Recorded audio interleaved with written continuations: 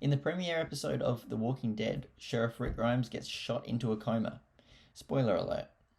But what if the gunman's accuracy was as bad as that of the entire Atlanta Sheriff's Department? How much would this affect the plot? Well, you're watching a video on it, so obviously it's a fair bit. Also, this video will follow my estimation of how the timeline will shift, and if you disagree with it, that's okay. I encourage you to leave constructive comments on if you believe that I got something wrong or if you believe the timeline will have shifted differently. Let's assume Shane practiced correct police procedure and cleared the vehicle before dropping his guard. The immediate repercussion of this change in timeline is obvious. Rick does not enter a coma for a month. Comic creator Robert Kirkman has confirmed that Rick was comatose at the start of the apocalypse for 4 to 5 weeks, so he spends this time with Shane, Laurie, and Carl instead. Also, another quick aside, in the game Dead Reckoning, which follows Shane in the early stages of the apocalypse, we see how he survived, and this time I believe he would spend with Rick instead of being alone. There's no reason for me to suspect Rick would die early in the apocalypse if Shane survives, and I think they would both be quite effective in these early days. So in this situation, as the world begins to fall apart around them, Rick invites Shane over to his house because Shane does not have any family, and Rick would like Shane to be safe, but also he would like his family to be safe, and having 2 deputies is a lot more secure than having 1. As days pass outside, the pandemic doesn't. The Grimes household starts to slowly lose supplies, and this is when they need to start making a move towards the city, as on duty they heard several stories of there being a safe place over there. This is very similar to how Shane, Laurie, and Carl got trapped on the highway and met the Atlanta survivors group. So in this world, Rick is with them when this happens, as they still take the same path. Something small that's changed is we never got to meet Morgan and Dwayne, so their fate is now unknown, and they are unknown to Rick. I believe at some point Rick would organise for himself and or Shane to go to the police station and grab the guns that Rick originally grabbed with Morgan and Dwayne. With the extra guns, they would bring them straight back to camp and not lose them in Atlanta as Rick did when he was overrun by zombies on his horse. This changes the way that we never get to now meet the hospital group that's looking after the elderly that originally stole the guns from the street. And we have a much more kitted out and stronger group back at the camp at the quarry. The Atlanta Survivors group decide to send a small supply raid down to Atlanta City. In the show, this was T-Dog, Glenn, Merle, Andrea, Jackie, and Morales. In this timeline, we could potentially include Shane or Rick, as in the show, Shane stayed behind to look after Laurie and Carl and the group. With Rick there and obviously running things as he does in the show when he eventually gets there, we see he could potentially send Shane, but at the end of the day, whether he goes or Shane goes or neither of them goes, the result would be the same. In this timeline, Rick is not in the street shooting and attracting walkers to the store, which the group are held up in. This means they're not rushed out of the store. Even if Rick does go on this supply run, he is likely not to handcuff Merle, as it would be different circumstances. If he does handcuff Merle, there's still time to get him off the roof, as the group is not overrun in the supply store. They can leave at their own leisure. This means that T-Dog never hits the Game 7 buzzer beater that sent the 76ers home in 2019. Another change is that there's no affair between Laurie and Shane. With Rick around, there is no time for this to happen. I still believe that Shane may have some small romantic feelings towards Laurie, but he would not pursue them with Rick in the picture. Instead, potentially he goes and has more romance with Andrea, a dynamic I think would be similar to that of Rosita and Abraham. Another change this makes is that Laurie does not become pregnant. This means no Judith. It's almost concrete at this point that Shane is the actual father of Judith, and while the argument could be made that Rick would impregnate Laurie in Shane's place, I believe that Rick is smarter and realizes the risks that this would bring to the new world and would be a lot more precautious. Shane and Andrew may be in trouble with a love child, Judith 2.0, however. In the show, we send Rick, Daryl, Glenn, and T-Dog back to Atlanta City to search for Merle and try and find him off of the rooftop.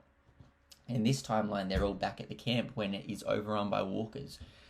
This means we are not going to lose a significant portion of the survivors, and we are armed to the teeth with the police station weapons. The group is easily able to dismantle this herd, and Amy, Jim, Ed, and others all survive. This would be bad for Carol's character development, as she is still under the abusive thumb of Ed, who hopefully Rick or Shane would take measures to prevent his abusive ways once it becomes obvious to the group. Jim's theory of walkers pushing out to the hills in pursuit of more food is reinforced by the scare the group have. With Rick's persuasion, the group decide to sleep the night and make way to the CDC in the morning. It is open to debate, potentially, whether Rick takes them elsewhere, as it was originally Morgan that gave Rick the CDC hint. However, it opens up too many separate timelines if they are to go elsewhere, and I'm interested to know where you think that they would go if this is the case. For me, I still believe they would head to CDC, as Rick is very focused on finding a cure. The sun rises, the birds are chirping, and the scent of death reeks through the camp, as obviously we've just dismantled an entire group of walkers. It's time to move to the CDC. Unfortunately for the group, disaster struck in the night. The police station weapons and all the extra supplies from the Atlanta supply run are gone.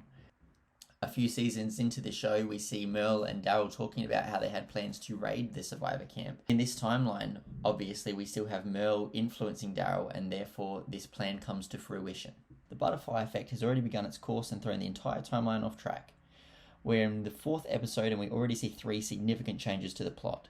No Laurie and Shane affair, which means no pregnant Laurie.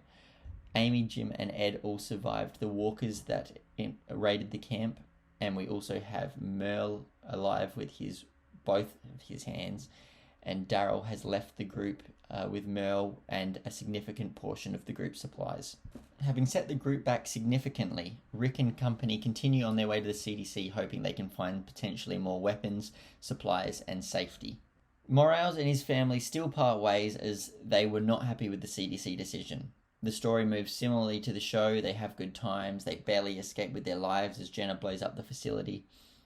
Maybe a different assortment of the new characters we have are able to convince Jenna to not blow up the facility, but he seemed pretty sold once his wife died.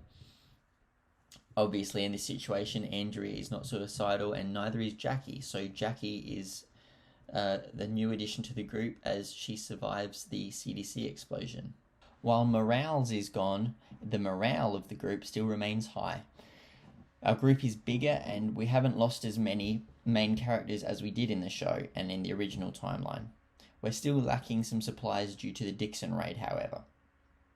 We begin Season 2, and on the highway, similar events occur. The group tries to loot the blocked up cars, and a large group of zombies ends up sweeping through the team. Having a larger group of people may make it more difficult to conceal when the herd comes through and sweeps past the cars. Potentially this changes Sophia's fate and affects whether or not she's able to run off or if she stays safe. Once again, there's a million timelines, and this could be covered in an hour video all in its own, so please let me know what you think will happen. For this, we will follow the original plot, meaning Sophia gets lost, T-Dog cut, and Carl shot. A little bit of Sophia searching, followed by a little bit of Carl remorsing, followed by a little bit of, whatever.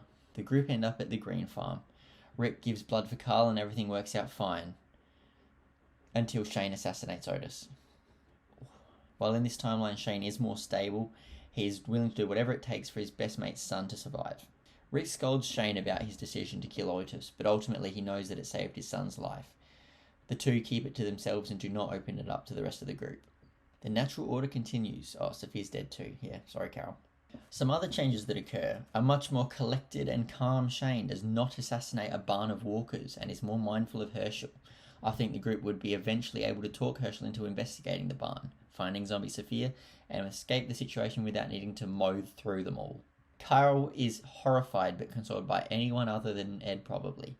Hershel never loses his mind and relapses his alcoholism and never returns to the bar. We never meet Randall or his group. Shane never gets into Carl's head about stealing a gun, and Carl's never able to steal it from Daryl as Daryl's not there.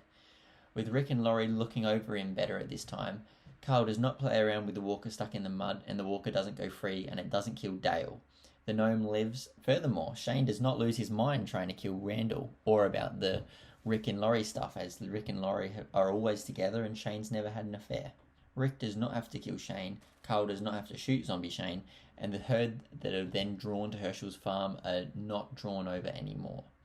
This means that at the end of Season 2, the farm is safe, the group is there for the foreseeable future, and they are not divided. Andrew is not lost, Beth's boyfriend and Otis's wife also survive. Jenna's Season 1 theory of everyone turning, regardless of bites, is reinforced in the show by Shane turning into a walker. I don't think this really changes much for Rick. He doesn't get the affirmation of this theory, but I'm sure he'll find out eventually. With this new timeline, Season 2 is the most boring season of any show you will ever watch. But I suppose in that facet, not much changes. Season 2 didn't change a whole lot, but Season 3 is a lot more promising. I believe that with Hershel's farm as the main operating base to begin the season, the group will constantly send out supply runs to sweep surrounding areas. I do believe that eventually the group will encounter the prison as its close proximity to the farm. Rick, Shane and Hershel, who I believe are the biggest voices in the group, will establish that this is much more safe than the barn they live on, and will eventually move to secure it. We see a safe removal of the walkers in the prison courtyard and in the cell blocks over maybe several weeks, rather than being forced to do it all in one day, as we still have the security of Hershel's farm to go back to at night time. Before long, we see the full group moving into the prison. Rick allocates jobs for everyone to do in order to maximise efficiency in the prison walls. Jim, Dale and Hershel start a farm. Small groups for supply runs are assembled and sent out every couple days. The group now has Ed, Shane, Dale, Andrea and Jackie to make up for the lack of Daryl. The group slowly clears through the prison, taking more ground and clearing more cell blocks. I believe that in this timeline, with the greater amount of survivors we have clearing the prison, Hershel is never bit, as he's never needed to clear the prison. He can stick more to being a doctor and farming, as there are more combat-suited survivors than Hershel. Eventually, while clearing through the rooms, we encounter the prisoners. Because we don't have a dying Hershel, Rick and Shane are able to be more methodical with the inmates. They give them a chance to survive in another cell block. I think the most likely outcome is that Thomas, Big Tiny and Andrew still cause drama and attack immediately at the head of the group, being Rick. And with no other justification than because he is Rick Grimes, he will survive this attack and puts down the three swiftly. Axel and Oscar are under house arrest and cannot leave their cell. I think that as months pass by, the two will integrate with the group and prove their loyalty on the farms and on supply runs, given they didn't get the opportunity to kill Andrew and save Rick, showing their loyalty that way as they did in the show. The group has a significant supply of food, and with the continuing supply runs, begin to make a good collection of weapons. The farm has slowly started to take off too in the time that they're there. I believe Rick would reinforce the fences with pallets so they cannot be seen through by walkers nor raiders, and guards such as Glenn and Maggie in the watchtowers. In separate watchtowers. Rick's not stupid. One thing we're missing that happened in the show, no governor, and also no Michonne. Mel never kidnaps Glenn and Maggie for the governor as the timeline changed. I think Merle and Daryl have started their own group, and the only reason Mel was found and was with the governor is because he saved his life while Merle was vulnerable from blood loss. Andrea never finds the governor also. Lee Harvey Oswald never shoots Axel, and Oscar is never dragged into the Woodbury War. These two live out their lives inside the walls of the prison they once despised. Important things to note, T-Dog doesn't die, as Andrea never let out walkers into the prison yard. Laurie doesn't die as she's not pregnant, and we do not have Judith. This means Rick never goes off his rocker and remains the calculated leader he was meant to be. Remember that in the show the majority of the season Rick was wandering aimlessly looking for Laurie hallucinations and making very questionable leadership decisions. Tyrese and Sasha's small unit still arrives at the prison, but is met by Shane and Rick rather than Carl. Rick and Shane isolate them into a cell block, and once again as months go by they integrate into the group. A very mentally abhorrent Rick does not send them packing to the governor as he does in the show. One thing that is very difficult to calculate is whether the governor will ever cross paths with our prison group, because there is really no reason for them to. Potentially after a matter of months or years, one group will eventually encounter the other when on a supply run, but I think that in the time the Rick and the Daryl-less prison dynasty have now evolved and become more powerful, they could fend off any governor attack with ease, even if governor has a tank. What does the change in the governor plot mean for our new timeline? Well, we have once again a larger group surviving in the prison. The prison is never destroyed and the group continues to reinforce it and can stay there pretty much forever. Eventually Rick's group will clear through the prison and block off the back exit which is destroyed that Sasha and Tyrese entered through. I think this is a highly defendable area, which is perfect for the group to stay long term. More importantly, Rick never takes in the elderly from Woodbury, who are the prime targets for the sickness which spreads through the prison. Despite the animals that Rick has causing the illness, I don't believe he'll evolve as severe without taking control of all the weaker elderly people and their immune systems. Hopefully in this timeline, the likes of Dale and Hershel are able to remain isolated from the sickness and it passes by pretty safely. At this point, we completely divulge from the all source material. We stay at the prison indefinitely and never move towards Terminus. We never have a war with Woodbury, and Rick and the group are less hardened as there's less trauma. The group is a similar size, given that in our original world, the original survivors never died, but we have not taken on the elderly sick from Woodbury, which means that while we have a similar sized group as we do in the show, our current group is actually stronger and more capable of fighting and defending the prison. Also, with the farm and supply run roster, we have enough tools, food, and items coming through that the prison is pretty much holdable forever, as long as we have guards in the towers. Separate towers. The show divulges into survival at the prison and rebuilding a life there. Shane and Andrea could have a kid. Rick and Laurie could have Judith. Glenn and Maggie could have a kid. Glenn gets to be the father of his child. We never meet Abraham, Rosita, and Eugene, nor Terminus, Hilltop, or Negan, and the rest of the plots that follow. The base characters from the Atlantic camp are all our main protagonists now, and they'll survive here for the long run, barring any significant injury or problem experienced on a supply run. What does our group look like now compared to that of the show? Very different. We even still have Beth's boyfriend Otis's wife and the two guys that came into the prison with Sasha and Tyrese. I don't remember any of these characters' names, and they're so insignificant to the story that I'm not even going to Google them. In my head at this point, the main threat we look at would be any health-related deaths in the night, such as someone dying of a stroke or heart attack and then reanimating and coming back and taking out a large portion of the prison. To prevent this, Rick could place a firm lockdown at night time for the cell blocks and lock cell doors until morning. This would isolate any outbreaks at night time. My hypothetical ends here because there is really no good reason why they would ever leave the prison. So what are the loose ends? Morgan. Not meeting Rick may change the path that Morgan and Dwayne set upon. So Dwayne may survive, and maybe Morgan could survive. They could potentially join Woodbury or eventually encounter Rick as a group, but if Dwayne does die, we will still see Morgan lose his mind, and if Rick does encounter him on a supply run like he does in the episode Clear, I don't see Rick sparing him. I think Rick would kill him, assuming he's a raider or trying to kill Rick. Michonne. There is no reason why Michonne wouldn't survive here. She'd probably just chop her way through dozens and herds of zombies, completely unfazed because she never meets Andrea. I think there's a decent chance she survives, and it's unknown whether she'll eventually bump into the prison or Woodbury or neither and just continue being a lone wolf until forever. Daryl and Merle, the villains that would take place at the Governor in Season 3. I'm certain the writers would write them back into the show like they do with Morales eventually, and Merle and Morgan. There's no doubt in my mind that they've survived together and they're up to no good. I do not see a redemption arc for Daryl here, and I think that they will probably have to die and fight Rick in the prison group. But maybe Rick takes hold of Daryl and breaks him down and is able to keep him as prisoner until he turns into a better person with the influence of Beth. That's for the comments below. Governor. Much like Shane in this timeline, the Governor is much more level-headed and hasn't lost his mind. Michonne hasn't killed his zombie kid. He has two eyes, and I don't think he ventures out to attack the prison even if he does find it. I think because he still has his people, he still has his home, and he still has his daughter as a walker, the Governor never really loses his chops. If the Governor or even Daryl or Merle attack the prison, I think worst case scenario is we lose a couple unnamed survivors, but no one major. The prison is very defendable and under Rick's control could hold off any attack. Actually, I wonder if Michonne could maybe even wander into Morgan and Dwayne and start a little love story there. In the show, obviously, she ends up with Rick, but Rick is obviously still with Laurie and has a kid now, which may be worse off for him because he obviously likes Michonne a lot more than Laurie ever likes Rick. Final statements. I think overall the show we watch would have a slower pace in Season 1. Season 2 would come screeching to a dead halt, and Season 3 and onwards to me would be a pretty interesting concept of prison life and how Rick builds a society behind the walls.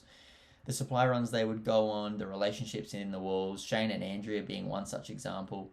I think it would be pretty interesting to see the lifestyle development in the prison and to see all the people they take in from outside the walls. But the timeline from here really is unpredictable and pretty open for debate as to how long they stay at the prison. And the only three people that this maybe works out badly for are Rick, as I think he had a better relationship with Michonne than he did with Laurie. Carol, as she remains with her abusive partner unless Rick or Shane intervene. And Daryl, who is now the villain. But other than that, it's a pretty happy ending for pretty much all the characters that suffer really, painful deaths in the show up to season 3 and beyond. The difference between the actual Real Walking Dead timeline and my one is in the Real Walking Dead, we lose 2/3 of the cast and we add Michonne, Daryl and Judith. It's a pretty big turnaround considering it's just from the change of Rick being shot at the start of the show. We have a proper safe community with resources aplenty in the apocalypse, all because Shane and Rick were able to do their job correctly. That's really it from me on this one. Please comment what you think, if you think that it will take a different path from the end, or even if you think I got something wrong halfway through. But yeah, I hope you enjoyed it and appreciate the watch. Cheers.